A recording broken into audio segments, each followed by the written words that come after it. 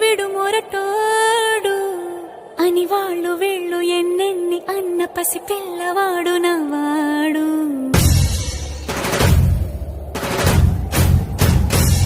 విడు ముండోడు అని ఊరు వాడ అనుకున్న గాని మహారాజు నాకు నవ్వాడు.